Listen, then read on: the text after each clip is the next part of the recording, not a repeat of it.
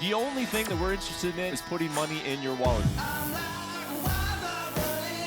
If you want to bet the fights, if you want to have a little bit of action, you are in the right place. With my partner, Ian Parker, I am Brett Okamoto. We're ready to rock between our parlays, our props, our straight picks. It's time to make money. Let's go. From Perth, Australia to Las Vegas, Nevada, the UFC is back in the Apex this weekend with a middleweight main event between number 5, Jared Cannonier, and number 12, Caio Borralho. And we are here to talk about it from a gambling perspective on UFC Best Bets. Hopefully you are a longtime viewer, but if you're not, we're going to give you prelim picks. We're going to give you main card picks, parlays, props. Ian might surprise us with a whole other way to bet this card, as he often does, because he's very creative and aggressive when it comes to betting at the window. So looking forward to talking about this UFC Fight Night card with you, Ian. But before we do, we'll take a look back at UFC Perth, UFC 305. How did we do at the window on that one? Well, Brett, we celebrate our wins, and we got to do so with our losses, and this was just not my night. I couldn't hit water if I fell out of a boat in the middle of the ocean. Izzy, you know what? I thought he was up 2-1. The judges said otherwise. It didn't matter. He got finished. Steve Erceg, for the first time, got knocked out in his career. Tafa and Walker, that looked like we were going really well until Tafa verbally tapped but didn't understand the rules that screaming means a loss. Luana Santos no-showed. Casey O'Neill looked phenomenal. And San Kanan was the sole winner for us. On the parlay, it came down to the last leg with Gamrot. I thought he won. Maybe I was biased because we took him, but he lost a split decision. Now on to this week. Let's get a reverse here. I do not plan on doing this again. Let's go. Yeah, not a great week, but we'll wear it and we'll move on and knock this one out of the park. You can find it on 10 Eastern, 7 Pacific on ESPN and ESPN Plus. It's a 6-fight main card. Some recognizable names here on this Fight Night card. You got Neil Magny taking on an up-and-comer Michael Morales. Wide odds on that one. Edmund Shabazian taking on Gerald Mearshart. And at the top of the card, Jared Cannonier taking on a guy who I would say is probably the most intriguing new contender in this division at Caio Borralho. You also got Brendan Allen there, of course, but just Caio Borralho, he comes from that camp, the fight nerds that are getting a lot of attention here, and he has looked absolutely incredible through a 6-0 UFC run. Do you see that continuing here against a veteran in Jared Cannonier? I do. I think he's done a fantastic job with being the leader of the Fight Nerds camp. We're seeing all of them very successful, some prospects there, and he's leading by example in every way, shape, or form. This guy's a black belt everywhere, on the feet, on the ground.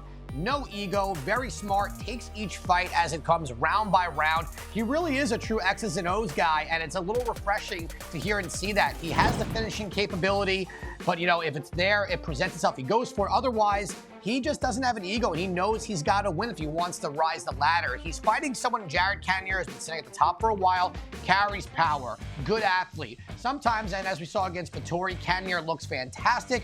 Other times he doesn't. But what Caio Borralho brings is that overall game. Cannonier is also 40, coming off a TKO loss to Imavov. Borralho, I believe, is on the up and up. So for Brett, that number's a little high at -250. You know, I really don't love to go above -200 with the risk reward. So we're going to do it a different way. We're going to go Borralho to win by TKO or decision, and that gets that number a lot lower and a lot playable. All right, so first main event there for Borralho. We'll see how he does. If he does knock out Jared Cannonier, I think we're going to be talking about him a lot in the coming months. Let's move on to the co-main event. It takes place at 115 pounds. Angela Hill taking on Tabitha Ricci. Angela Hill, obviously veteran of this division. She comes in as a very slight favorite. Who do you like in this competitive strawweight fight?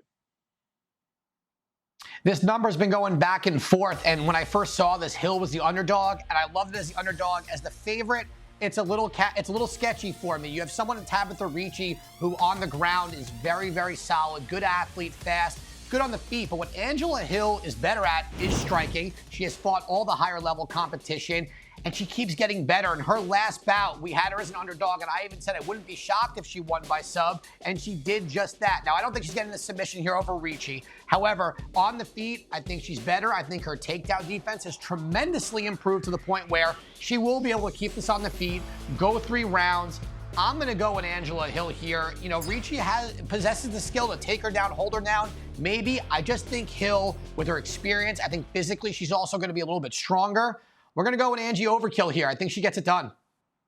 All right, so a lean on Angela Hill, but maybe not if the line continues to creep up, it sounds like, for me and Parker. Let's go to the Ultimate Fighter finales. The first one is at 185 pounds. It's Robert Valentine taking on Ryan Loder. What do you think about this finale? This should be an interesting one. Valentine is a very creative, energetic guy, and a guy in Loader, good grappler, good submissions from up top. Brett, we're going with under 2.5 rounds. I don't see this going bell to bell. Someone's going to sleep one way or the other, and we're going to play it that way. All right, and from there we go to the 145-pound finale. It is Offley versus Santos. Santos coming in at minus 200. What do you think about this finale matchup here? I'm a little surprised. I think Santos has probably had a healthier strength of schedule, but he barely made weight. 2 decisions during the season. His opponent, Offley, who is better on the ground, has 2 finishes, has no problem making weight. We're going with the Aussie and underdog. Offley's the pick. And an interesting one here as far as the betting line, as far as I'm concerned. Neil Magny taking on Michael Morales. Morales is minus 950 against Neil Magny. What do you think of this line? If I'm the UFC, I'm paying Neil Magny a lot of money to be the litmus test for all prospects. The line's way too high for someone as durable as Magny. We're going over 2.5 rounds. I expect Morales to win. He has the youth. He has the athletic ability. But Magny doesn't go away. He's a veteran in the sport. He knows how to stick around and get himself out of dangerous positions. Over 2.5 rounds. That's how we're playing this one, Brett. Yeah, that's a pretty wild line. And then you got Edmund Shabazian taking on Gerald Mearshart at 185 pounds. That will open the card. What do you like here, Shabazian, minus 300? I really like over 1.5 rounds. Shabazian got his first round knockout in like the last 3 years. You got GM3, who always takes on tough guys. If Shabazian doesn't finish him in round 1, this goes into 2 or 3 where GM3 will shine. We're going over 1.5. I'm shocked that number is minus 120. Okay, minus 120, over 1.5. Ian is shocked at that one. Maybe we'll see it in the best bets. You only got to stick around to find out. Let's talk about the prelims. You can find them at 7 Eastern, 4 Pacific. Those are on ESPN Plus. Take us through your prelim picks for this UFC Fight Night. Marshall taking this on short notice. Bazookia coming off a very impressive win, giving him as the dog. Zach Reese and Jose Medina under 1.5 rounds. Brett, Zach Reese is the only fighter in this card I have not seen props for. It's like the books are telling us we're not letting you bet the TKO prop there. Give me Slava Claus, Borshab at minus 225. Cavalcanti over Nunez. I'm going to go Fletcher here. And last but not least, Wang Kong inside the distance, undefeated. This is someone who beat Valentina Shevchenko in kickboxing. Very talented prospect. Looking forward to seeing her work. Okay, so some good info there on the prelims. Let's move right to Ian Parker's props for this UFC Fight Night. We're looking for some methods to victory with the props. What are we going for here this Saturday? Gotta love how the last name just flows with betting in itself, right? Props, parlays. So let's start off. Angela Hill, as you mentioned before, she's the favorite. But if you take her to win by decision, which normally happens, you're getting plus money there. Michael Morales, I do think he beats Neil Magny, but we're going from minus 950 to minus 120 here. He gets it done by decision. Last but not least, Cavalcanti over Nunez by decision at minus 110. And Brett, last but not least, by long shot prop of the night, Gerald Mearshart to get the round 3 sub over Edmund Shabazian at plus 1,600. All right, and speaking of long shots, it's a long shot parlay next. Where are we going on Saturday with the long shot parlay? I'm going to go with a few dogs here that I do think are live, think they're worth playing. Although Angela Hill, as I mentioned, when I sent this in, she was a dog. Now she's not. Still playable. So let's go Hill, let's go Offley, let's go Mearshart. And as I mentioned, if Gerald gets out of round 1 and implements his grappling, huge advantage there. And Dennis Bazookia, we're getting almost plus 3,000 or more to get this long shot parlay into the pay window. All right, let's go, baby. Almost 38 to 1 on the long shot parlay this week. And how about Parker's parlay for Fight Night?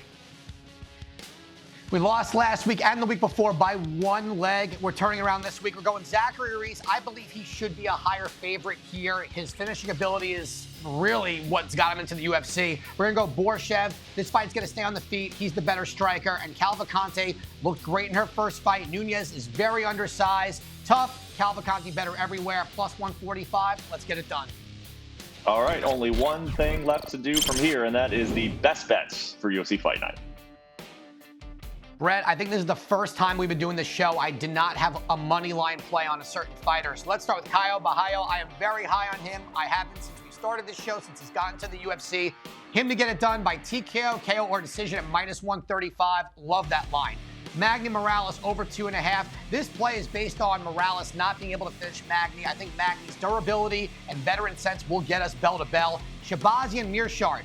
As long as Meerschaert can weather that storm and implement his grappling, I think this fight goes into late round 2, possibly round 3, over 1.5 there. Reese Medina under 1.5. That line should be higher. And last but not least, Wang Kong is the biggest favorite on the card, sitting at minus 1,300. For her to get it done inside the distance, only minus 185, we're playing the prospect there.